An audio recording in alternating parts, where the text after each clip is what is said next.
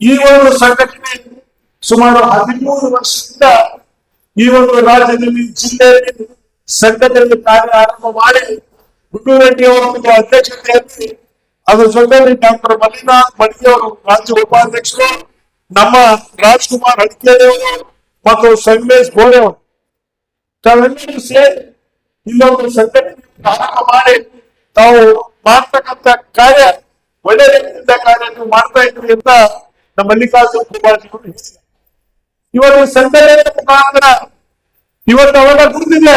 ಮೊದಲನೇದಾಗಿ ನಮ್ಮ ಯುವಕ ಶಿಕ್ಷಣ ಪಡೆದುಕೊಳ್ತಕ್ಕಂಥ ಈ ಒಂದು ಇದರಲ್ಲಿ ಬಹಳ ಅವಶ್ಯಕತೆ ಇದೆ. ತಾವೆಲ್ಲ ಸಂಘಟನೆ ಜೊತೆಯಲ್ಲಿ ಗುಣಮಟ್ಟದ ಶಿಕ್ಷಣ ಪಡೆದುಕೊಳ್ಳಿ. ಯಾಕಂದ್ರೆ ಶಿಕ್ಷಣ ಹತ್ರ ಎಲ್ಲರಿಗಿನ ಡಾಕ್ಟರ್ ಬಾಬಾ ಸಾಹೇಬ್ ಅಂಬೇಡ್ಕರ್ ಮುಂದೆ ಶಿಕ್ಷಣ ಸಂಘಟನೆ ಹೋರಾಟ ಇವನ್ನೆಲ್ಲರೂ ಕೂಡ ನಮ್ಮ ಜೀವನದಲ್ಲಿ ಅಳವಡಿಸಬೇಕಾಗಿದೆ. ಇವತ್ತು ನಾವೆಲ್ಲ ಗುಂಡೂರು ರೆಡ್ಡಿ ಅವರು ಈ ಒಂದು ಯುವ ಕ್ರಾಂತಿ ಸಂಘಟನೆ ಪ್ರಾರಂಭ ಮಾಡಿದರೆ ನಾನು ಸುಮಾರು ದಿವಸ ಹೋಗ್ತಾ ಇದ್ದೆ. ಯಾಕಂದ್ರೆ ಗುಂಡೂರು ರೆಡ್ಡಿ ಅವರು ನನ್ನ ಹುದ್ದಾಬಾದ್ ಮತಕ್ಷೇತ್ರದಲ್ಲಿ ಅವರು ಹನುಮಂತವಾದಂತ ಗ್ರಾಮದಲ್ಲಿ ಇಲ್ಲಿ ಅವರು ತಾಲೂಕ್ ಪಂಚಾಯತ್ ಅಧ್ಯಕ್ಷರಾಗಿ ಕೂಡ ಸೇವೆ ಮಾಡ್ತಕ್ಕಂಥ ಅವಕಾಶ ಸಿಕ್ಕಿತ್ತು. ನಾವು ಕೂಡ ಒಂದು ಸಂಪೂರ್ಣವಾದಂತಹ ಸಹಕಾರ ಮಾಡಿ ತಾಲೂಕ್ ಪಂಚಾಯತ್ ಅಧ್ಯಕ್ಷರಾಗಿ ಆಮೇಲೆ ನಮ್ಮೆಲ್ಲರ ಆಶೀರ್ವಾದದಿಂದ ರಾಜೇಶಿ ಮತಕ್ಷೇತ್ರದ ಜಿಲ್ಲಾ ಪಂಚಾಯತಿನ ಸದಸ್ಯರಾಗಿ ಇವತ್ತು ಸೇವೆ ಮಾಡ್ತಕ್ಕಂಥ ಅವಕಾಶ ಕೂಡ ಜನರು ಹೊಂದಿಸಿದ್ರು. ಇವತ್ತು ಒಳ್ಳೆ ರೀತಿಯಿಂದ ಕಾರ್ಯಗಳು ಮಾಡಿ ತಮ್ಮ ಜನರ ಮೆಚ್ಚಿಗೆ ಕೂಡ ಅವರಿಗೆ ಪಾತ್ರವಾಗಿದೆ. ಇವತ್ತೆಲ್ಲ ನಾವು ಯುವ ಸಂಘಟನೆ ಇಷ್ಟೊಂದು ಜನ ಇಡೀ ಜಿಲ್ಲೆಯಿಂದ ಅಥವಾ ರಾಜ್ಯದಿಂದ ಮೂಲೆ ಮೂಲೆಯಿಂದ ತಾವೆಲ್ಲ ಬಂದಿದ್ರಿ ಈ ಕಾರ್ಯಕ್ರಮದಲ್ಲಿ. ಅವ್ರು ಮಾಡಿರ್ತಕ್ಕಂಥ ಕಾರ್ಯ ಏನು ಅಂತ ಇವತ್ತು ಅವ್ರು ಹೇಳಿದ್ರು. ತಾವೆಲ್ಲ ಆ ಕಡೆ ಹೋಗುವಾಗ ಇದು ನನ್ ಸಂದರ್ಭ ಮಾಡ್ತಾ ಇದ್ದ, ಇದು ನಿಮ್ ಸಂದರ್ಭ ಮಾಡ್ತಾ ಇದ್ವಿ. ಈ ಸಂಘಟನೆ ವಿಶೇಷದಲ್ಲಿ ಯುವಕರಿಗೆ ಎಚ್ಚರಿಕೆ ಮಾಡ್ತಕ್ಕಂಥ ಕೆಲಸ ನಾನು ಮಾಡ್ತಾ ಇದ್ದೀನಿ ಅಂತ ಮುಖ್ಯಮಂತ್ರಿಯವರು ಹೇಳಿದ್ರು. ತಾವೆಲ್ಲರೂ ಕೂಡ ಇವತ್ತೇನು ಹವಾಮಾನ ಮಹಾರಾಜಿ ಅವರಿಗೆ ಇಡೀ ರಾಜ್ಯದವರ ಇಡೀ ದೇಶದಲ್ಲೇ ಯಾವ ರೀತಿ ಪ್ರಚಾರ ಮಾಡಿ ಮಹಾರಾಷ್ಟ್ರ ಹೋಗಿ, ತೆಲಂಗಾಣ ಹೋಗಿ, ಆಂಧ್ರ ಹೋಗಿ ಅವ್ರು ಮಾಡ್ತಕ್ಕಂಥ ಸೇವೆ ನಿಜವಾರು ನಾವೆಷ್ಟೇ ಕೂಡ ಕಡಿಮೆ. ಅವ್ರು ಯಾವ ರೀತಿ ಈಗ ಮಲ್ಲಿಕಾರ್ಜುನ ಡೆಲ್ಲಿಯಲ್ಲಿ ಕೂಡ ಹೋಗಿ ಅಲ್ಲಿ ಒಂದು ದೊಡ್ಡ ಕಾರ್ಯಕ್ರಮ ನಿಯೋಜನೆ ಮಾಡಿ ಮಾಡ್ತಕ್ಕಂಥ ಕಾರ್ಯಕ್ರಮ ಮಾಡಿ ಇವತ್ತು ಹೋಗ್ತಾ ಇದೆ. ಇವತ್ತು ಬಂಧುಗಳೇ, ನಾನು ಇಷ್ಟೇ ಪಡ್ತೀನಿ, ತಾವೆಲ್ಲ ಸಂಘಟನೆ ಮುಖಾಂತರ ಒಳ್ಳೆ ಕಾರ್ಯಗಳು ಇವತ್ತು ರಾಜಕೀಯದಲ್ಲಿ ಸೋಲು ಇದ್ದೇನೆ ಅದು ಕೂಡ ಇದಿಲ್ಲ. ಆದ್ರೆ ನೀವು ಸಂಘಟನೆ ಮುಖಾಂತರ ಒಳ್ಳೆ ಕಾರ್ಯಗಳನ್ನು ತಾವು ಸಂಘಟನೆ ಮಾಡಿ ಗುಂಡೂರು ಅವರಿಗೆ ಸಂಪೂರ್ಣವಾದಂತಹ ಸಹಕಾರ ನಮ್ಮ ಯಾವಾಗಲೂ ನಾವು ಜೊತೆಗೆ ಅವ್ರ ಜೊತೆ ಇವಾಗ ಮುಂದೆ ಬಂದಿರತಕ್ಕಂಥ ಕೂಡ ಗುಂಡೂರು ಅವರಿಗೆ ರಾಜ್ಯದಲ್ಲಿ ಇನ್ನೂ ರಾಜಕೀಯದಲ್ಲಿ ಭವಿಷ್ಯ ಇದೆ.